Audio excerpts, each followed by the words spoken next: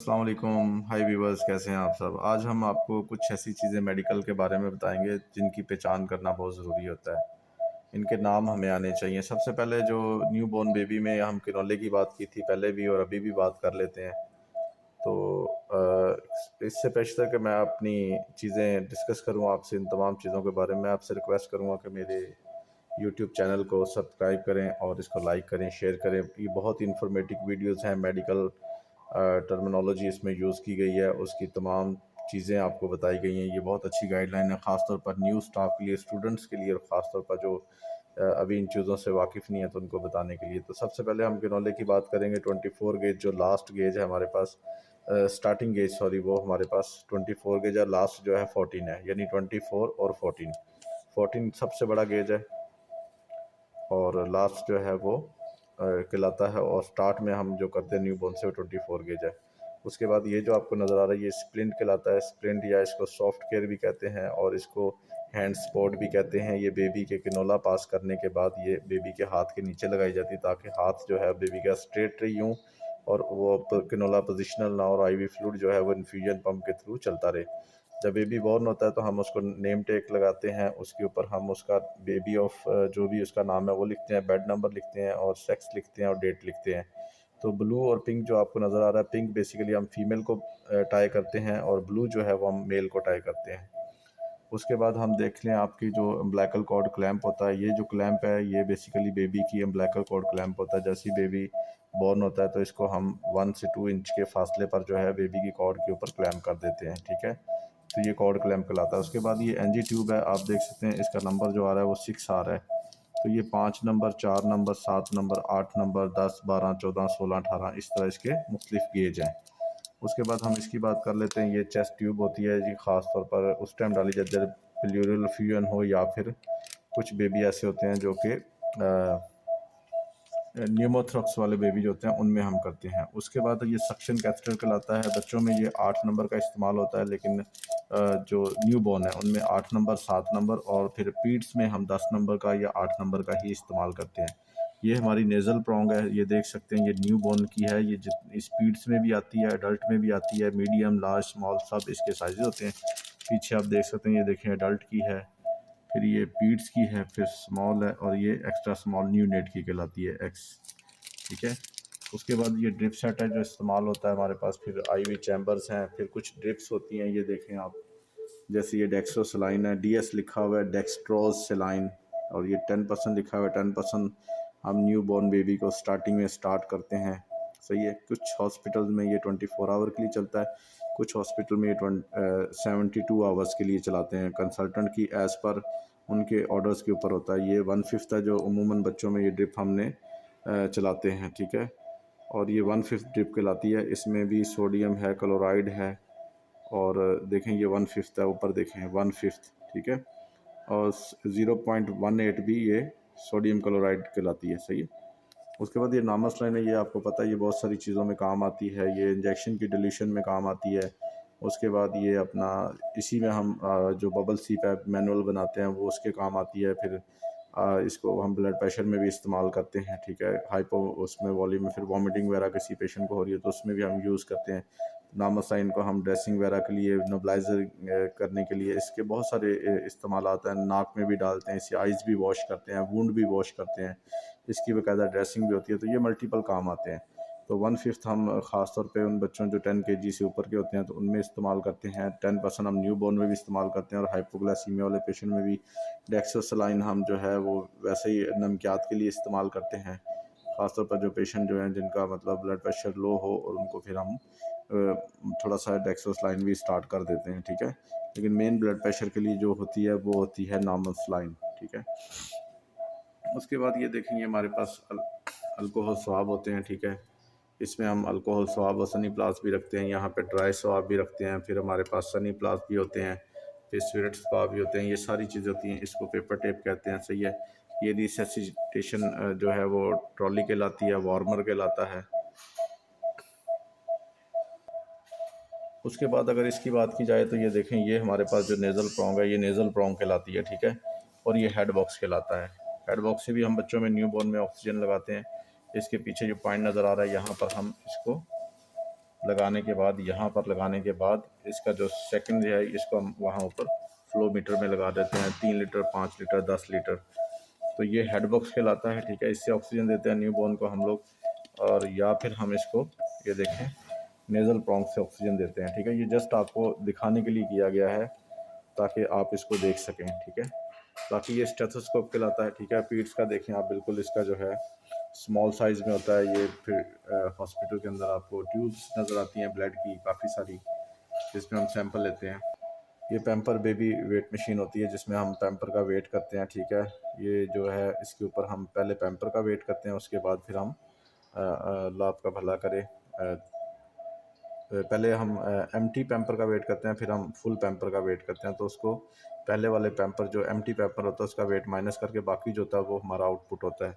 ये danger box कहलाता है, ठीक है। ये एम्बू बैग कहलाता है। एम्बू बैग का भी मैं आपको बता दूं कि एम्बू बैग के अंदर भी काफ़ी सारी चीज़ें बड़ी मद्देनज़र रखनी होती हैं, ठीक है। इसका प्रेशर देखना होता है कि कितने ml जो है वो इसकी कैपेसिटी है, ठीक है। ये देखें इसका मार्क्स भी होता है, एम्बू बैग कहलाता है।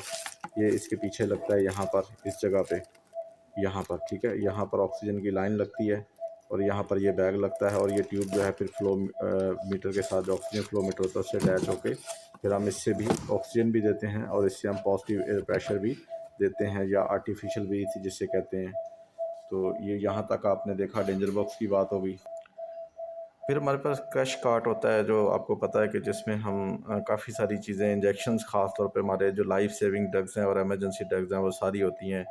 जिसमें आप देख सकते हैं हमारे पास एड्रेनालिन होते हैं, ठीक है। ये एड्रेनालिन 1 mg 1 ml में होता है। फिर एट्रोपिन होता है वाइट रंग में, आपने इसको बिल्कुल रीड कर लेना। ये एट्रोपाइन कहलाते हैं। ये 1 ml = 1 mg होता है, ठीक है। ये इसे एट्रोपाइन कहते हैं। और ये हमारा एड्रेनालिन होता है। ये तमाम वो हैं जब पेशेंट बिल्कुल कोलैप्स हो जाता है, हार्ट रेट वगैरह नहीं आता, फिर एज़ पर कंसल्टेंट या हमारे जो ड्यूटी RMOs होते हैं वो हमें एडवाइस करते हैं कि आप इतना दे दें, आप इतना दे दें। तो स्टाफ जो होता है फिर उस हिसाब से उस पेशेंट को हम दे रहे होते हैं ताकि उसका हार्ट रेट वापस आए और सारी चीज़ें उसको मेंटेन करने के लिए। उसके बाद ये देखेंगे हमारे पास जो है ये कैल्शियम ग्लूकोनेट होता है। ये 10 ml में होता है, सही है। कैल्शियम ग्लूकोनेट ये बच्चों में हम इन्फ्यूजन में देते हैं ड्रिप के अंदर, ठीक है। फिर मैग्नीशियम सल्फेट होता है। मैग्नीशियम सल्फेट इसका भी हम, आपको पता है कि ये हम रेस्पिरेटरी डिस्ट्रेस में भी देते हैं। फिर प्लस इसका हम जो है वो मसल वीकनेस में भी, लेकिन उसके हम पहले टेस्ट करवाते हैं, उसके बाद कंसल्टेंट एडवाइस करता है, डॉक्टर बताता है, फिर हम करते हैं। ये 25% एम्प्यूल होते हैं। जब पेशेंट कोई हाइपोग्लाइसीमिया में हो तो फिर हम उसको ये देते हैं।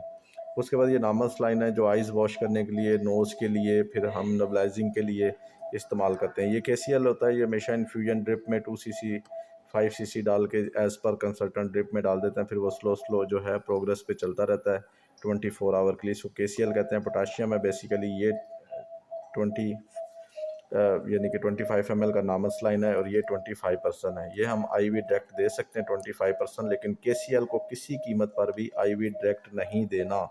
ये बहुत डेंजर होता है। ये हमेशा इन्फ्यूजन में जाता है, इसको याद रखें और लगाने से पहले ज़रूर रीड करें, ठीक है। इसी तरह फिर ये डॉर्मिकम होता है। इसके भी सडेशन के लिए काम आता है, ठीक है। कोई छोटा मोटा प्रोसीजर करना हो, जैसे बच्चों का CT स्कैन करना है, MRI करना है, बच्चे इरिटेट हों, फिट्स में हम इस्तेमाल करते हैं। उसके बाद हम जब एंडोस्कोपी वगैरह करते हैं उसमें भी इस्तेमाल होता है, लेकिन डॉक्टर की मर्ज़ी के मुताबिक। ये हाइड्रोकार्टिज़ोन है, ये स्टेरॉयड है, आपको पता है। ये एंटी एलर्जिक भी है, और ये जो है वो बेसिकली हमारा वैसे तो स्टेरॉयड है, लेकिन इसके पर्पस में जो इसका कवरेज है वो एलर्जी को भी ये दूर करता है। जैसे एविल्डेक्सा होता है तो ये भी हमारे पास सोलोकार्टिफ है। तो इसको भी आपने देखना है। बेसिकली हाइड्रोकार्टिज़ोन स्टेरॉयड है, ठीक है। ये सारी चीज़ें मैं बताने का मकसद है कि आपको पता हो। ये 250 में भी आता है, 500 में भी आता है और 100 में भी आता है, ठीक है। इसी तरह डोपामिन इंजेक्शन होता है ब्लड प्रेशर को बढ़ाने के लिए, सही है। उसके बाद बाइकार्ब होता है, ये भी हम देते हैं ताकि जो पेशेंट मेटाबॉलिक एसिडोसिस में होते हैं तो फिर हम उनमें बाइकार्ब का इस्तेमाल करते हैं, जो ख़ास तौर पर लूज़ मोशन वगैरह के या पुअर इनटेक के साथ आते हैं, ठीक है। ये माइनोफाइलिन है। ये बच्चों में न्यू बोर्न में भी हम देते हैं ताकि बच्चे जो हैं एपनिया में ना जाएं। तो इसकी डोज होती है अकॉर्डिंग टू पर बेबी वेट, तो उस हिसाब से माइनोफाइलिन और कैल्शियम बिल्कुल मिलते जुलते हैं। तो आप जब भी लगाएं हमेशा इसको देखें कि कैल्शियम की जगह माइनोफाइलिन तो नहीं लगा रहे, माइनोफाइलिन की जगह आप कैल्शियम तो नहीं लगा रहे। हमेशा रीड करके लगाएं, ठीक है। इसको देखें, पढ़ें और उसके बाद लगाएं। फिर हमारे पास ज़ैलोकिन इंजेक्शन होते हैं। ये हम छोटे मोटे प्रोसीजर को, जैसे स्किन को सुन करने के लिए इस्तेमाल होता है। जी, तो हम ज़ैलोकिन की बात कर रहे थे। ये हमारे सर्कमसिशन वगैरह में छोटे-मोटे प्रोसीजर करने के लिए ज़ैलोकिन इंजेक्शन इस्तेमाल होता है। फिर पियोना कैफ़ीन आ जाता है। कैफ़ीन जो है ये बच्चों को अलर्ट करने के लिए बेसिकली बहुत ही एडवांस इंजेक्शन है। ये बेसिकली माइनोफाइलिन का से ऊपर की मेडिसिन है जो फिर बच्चों को देते हैं। ये माइलिन टेप होती है जिससे हम बच्चों का एफओसी और लेंथ उसकी देखते हैं। ठीक है? ये तमाम चीज़ें आपने देखनी। के लॉट का इंजेक्शन होता है। विटामिन के का फ़ार्मूला है। ये 2 एमजी में भी आता है और 10 एमजी में भी आता है। 2 एमजी जो है 1 एमएल में है और 10 एमजी भी 1 एमएल में है। तो आपने इसको भी एक दफ़ा देख लेना, ऐसा ना हो कि 10 एमजी वाला आप 2 एमजी समझ के लगा रहे हो। ठीक है? उसके बाद आपने डेकाड्रॉन है, डेक्सामीथासोन, आपने इसको भी देखना है। ठीक है? 1 mg is equal to 1 ml is equal to 4 mg. ठीक है? तो ये 1 एमएल में 4 एमजी होता है डेक्सा, यानी 25 unit is equal to 1 mg. Okay, तो अब आपको मैंने सारा बता दिया। डोर्मिकम जो होता है ये 5 ml is equal to 5 mg. ठीक है, ये 5 एमएल में 5 एमजी होता है। ठीक है, डोपामिन का इंजेक्शन जो मैंने बात की थी ये 200 एमजी होता है 5 एमएल में। ठीक है, लेसिक्स का इंजेक्शन होता है, लेसिस जो है ये होता है 2 एमएल में 20 एमजी। सही, एक एम्प्यूल जो होता है वो 2 एमएल का होता है और इसमें 20 एमजी होता है। सही है। और ख़ास मैंने एट्रोपिन डर्नालिन की बात की थी। इनका कलर सेम कहीं कभी कभार हो सकता है कुछ ऐसी चीज़ें, तो आप इन चीज़ों को देखना जिनके कलर हों सेम, जैसे look lies sound same colour same, तो आपने इनको देखना है ताकि लगाते टाइम उनकी एक्सपायरी और उनका नाम ज़रूर देखना है। सही है। इतनी सिर्फ सिवाय एक ब्लू कोड के और मेरे ख्याल में कोई ऐसी इमरजेंसी नहीं होती जिसमें हम इसको बहुत शार्प और तेज़ फास्ट हम दे रहे होते हैं, मतलब जल्दी में दे रहे होते हैं। तो इसलिए आम हालात में जो है वो बिल्कुल 1% और उस टाइम तो 0 पॉइंट टॉलरेंस है कि आप किसी भी किस्म की मेडिसिन में उसको दे के हमेशा दें ताकि कोई गलती ना करें। तो गाइज़ ये आपने देखा ज़ैलोकिन जेली पड़ी हुई है। ये हम एनजी ट्यूब पास करने के लिए, फॉलिस पास करने के लिए डिजिटल थर्मामीटर है। ठीक है, ये तो आपको पता ही है। ज़ैलोकिन का मैंने आपको बता दिया। ये फिर पॉलीफेक्स आ जाती है। ठीक है, ये भी स्किन की कुछ इन्फेक्शन के लिए इस्तेमाल होती है, आपको पता ही है, कोई वूंड वगैरह हो जाए उसके लिए। और बाकी ज़ैलोकिन जेली जो है वो तो आपको पता है फॉलिस के लिए है और प्लस एनजी ट्यूब वगैरह पास करने के लिए, या फिर पेशेंट को वैसे ही बर्निंग हो रही हो यूरिथ्रा में तो वहाँ भी हम अप्लाई कर सकते हैं। उसके बाद ये देखें गाइस, आपको चीज़ें बता रहे हैं। ये सिरिंजेस होती हैं हमारे पास हॉस्पिटल के अंदर क्रैश कार्ट में, जिसमें हम 10 एमएल की सिरिंज होती है। ठीक है, 5 एमएल की होती है, 3 एमएल की होती है, 1 एमएल की होती है। 1 एमएल की जो सिरिंज होती है 100 यूनिट की होती है, यानी कि 1 ml is equal to 100 unit, यानी 1 एमएल के अंदर 100 यूनिट होते हैं। अगर हमने किसी को 10 यूनिट लगाने हैं तो ये 10 लिखा हुआ है। अगर 20 यूनिट लगाने हैं तो ये 20 और 30 लगाने हैं तो 30 यूनिट यहाँ पे आएगा। और न्यूबॉर्न के ये ईसीजी इलेक्ट्रोड हैं। ये यूरिन बैग होता है बच्चों का, बच्चों के यूरिन के सैंपल को कलेक्ट करने के लिए। ठीक है, ये आईवी स्टॉपर है, ये सनी प्लास है, ये ग्लूकोज स्ट्रिप की वो पड़ी हुई हैं बॉटल इसके अंदर। सही है। ये हमारे पास 3 वे स्टॉपर्स हैं, ये हमारे पास बटरफ्लाइज हैं, ये हमारे पास आईवी किनोले हैं 24 के भी, 22 के भी। ये 3 वे एक्सटेंशन स्टॉपर हैं। ठीक है, एक्सटेंशन 3 वे। और उसके बाद ये प्रेशर लाइन है जो इन्फ्यूजन पंप के ज़रिए सिरिंज पंप के आगे इस्तेमाल होती है। और ये हमारी सिरिंज है जो इसके आगे लग के ये लाइन लगती है और फिर हम इसको इन्फ्यूजन पंप में लगा के पेशेंट के साथ उसके किनोले में अटैच कर देते हैं। ठीक है, तो ये चीज़ें आप देख रहे हैं। मैंने सिरिंजों की बात की है, ईसीजी इलेक्ट्रोड की बात की है। ठीक है, सिरिंजें भी काफ़ी किस्म की होती हैं। देखें ये 50 सीसी वाली सिरिंज है, आप इसको देखें ये 50 एमएल वाली है, जैसे कि ये 10 वाली है, फिर 5 वाली, 3 वाली, 1 वाली, उसके बाद ये 50 वाली है, फिर 30 वाली भी। इस तरह सिरिंजें भी मुख्तलिफ उसकी स्ट्रेंथ में आती हैं, तो इसको भी आपने देखना है। ठीक है, प्रेशर लाइन मैंने आपको दिखा दी, 3 वे भी दिखा दिया, आईवी किनोला, 3 वे स्टॉपर, स्प्रिंट भी दिखा दिया, सनी प्लस, बच्चों का यूरिन बैग, ईसीजी इलेक्ट्रोड, ये सब चीज़ें दिखाई हैं आपको। जी गाइस, फिर हम देखते हैं कि ये हमारे पास ड्रिप सेट होते हैं। ड्रिप सेट को आपको पता है ये ड्रिप को चलाने के लिए होता है, इंजेक्शन देने के लिए होता है। 100 एमएल में ड्रिप सेट हम ड्रिप में यूज़ करते हैं और 100 एमएल नॉर्मल लाइन के आगे लगा के फिर हम जो भी इंजेक्शन देना हो, ये बेसिकली एयरवे होता है। ठीक है, ये देखें ये एयरवे होता है। जब हम पेशेंट को ईटीडी पास करते हैं तो एयरवे भी साथ पास कर देते हैं ताकि उसका एयरवे जो है ब्लॉक ना, उसको ब्रीथिंग लेने में कोई प्रॉब्लम ना हो। ठीक है, ये बहुत मुख्तलिफ नंबरों का आता है, लेकिन न्यू बॉर्न में ये 0 नंबर का इस्तेमाल होता है। सही है, वैसे ये 2 भी आता है, 1 भी आता है, लेकिन न्यू बॉर्न में देखें ये 0 है नंबर। सही है, 0 साइज़ का। सही, इसे गॉइडल एयरवे भी कहते हैं। ठीक है, उसके बाद ये हमारे पास जो होता है ये ये जो ना अपना वेंट के सर्किट होते हैं, ठीक है, जो सॉरी एयर फिल्टर होते हैं, सही है, ये हम लगाते हैं उसमें पेशेंट को जब हम वेंटिलेटर पे लेते हैं, तो इसको जो है ना हम साथ लगा के, ताकि कोई इन्फेक्शन वगैरह जो है वो पेशेंट को ना लगे, ठीक है। तो ये भी आपको दिखा दिया हमने, ठीक है। इसके अलावा अल्लाह आपको भला करे, तो ये सारी चीज़ें देख रहे हैं। फिर ये कैथेटर माउंट की बात की थी मैंने, सही, ये भी होता है, ये भी वेंट के सर्किट के आगे लगता है, ठीक है, इसको भी आपने देख लिया। उसके बाद ये आईवी चैम्बर देख लिया आपने। आईवी चैम्बर आपको पता है इंजेक्शन की डिल्यूशन के लिए इस्तेमाल होता है, न्यूबॉर्न में फ्लूइड देना तो भी इस्तेमाल होता है। उसके बाद ये सर्जिकल ग्लव्स आ जाते हैं, ये भी आप देखें यहाँ पर इसके नंबर लिखे होते हैं, 6.5 का है जैसे ये, ठीक है, 6.5 का है। उसके बाद ये देखें ये 8 नंबर का है, ठीक है, साइज़। तो ये इस तरह मुख्तलिफ साइज़ में आते हैं। ये देखें ये 7.5 का है, तो इसको आपने देखना है। उसके बाद ये ऑफसाइड ड्रेसिंग आ जाती है। ड्रेसिंग मुख्तलिफ किस्म की है, टाइगाट्रम है, मिपोर है, तो इसको भी आपने देखना है। ये बेसिकली नेज़ल प्रोंग है, जो पहले ऑलरेडी मैं ओपन एक दिखा चुका हूँ आपको, ठीक है। ये ऑक्सीजन मास्क है। ये मास्क ऐसा होता है, इसमें ऑक्सीजन हम देते हैं फ्लो मीटर के साथ अटैच करके, 5 लीटर 10 लीटर नेज़ल प्रोंग से ऑक्सीजन देते हैं, ऑक्सीजन मास्क से देते हैं, ठीक है।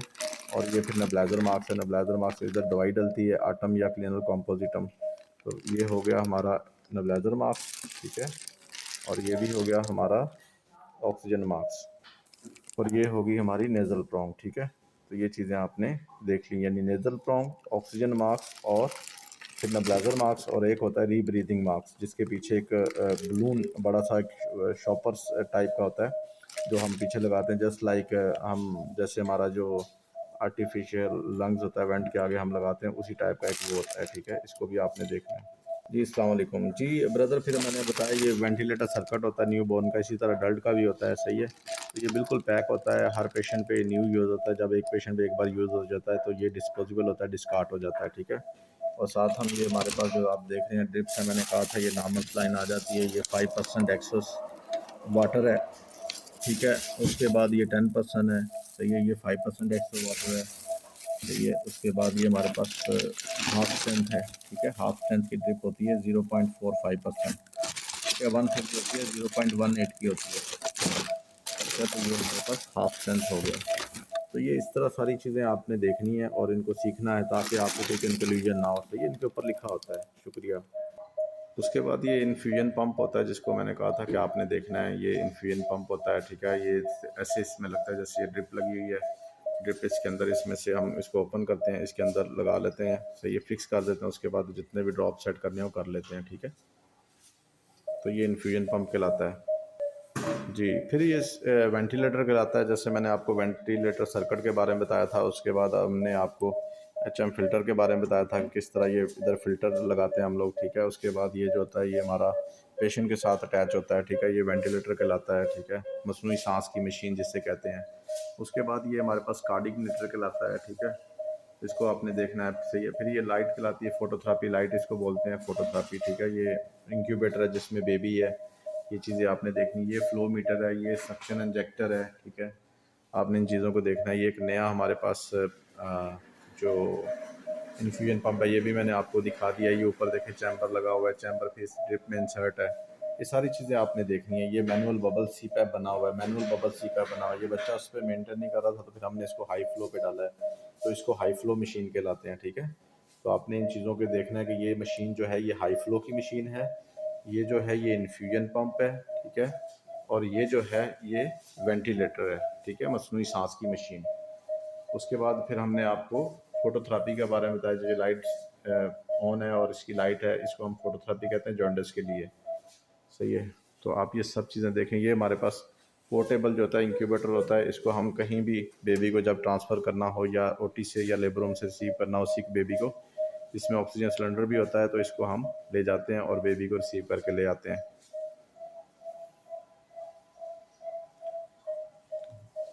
तो बेसिकली ये तमाम इन्फॉर्मेशन थी एन इशू और उसके क्रश कार्ड वगैरह के बारे में।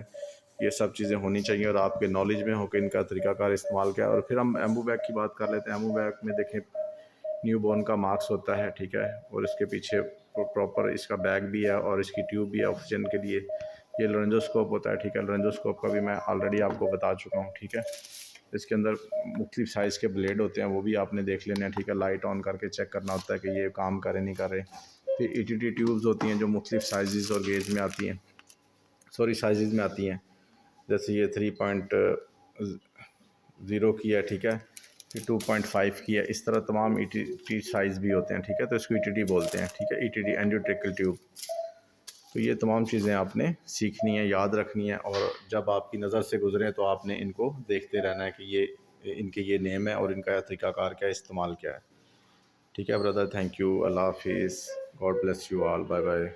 आपसे गुजारिश है मेरे चैनल को सब्सक्राइब करें और लाइक करें, शेयर करें। थैंक यू, आपकी सपोर्ट, आपका तावन मेरे लिए बेहद ज़रूरी है। शुक्रिया भाइयों, थैंक यू।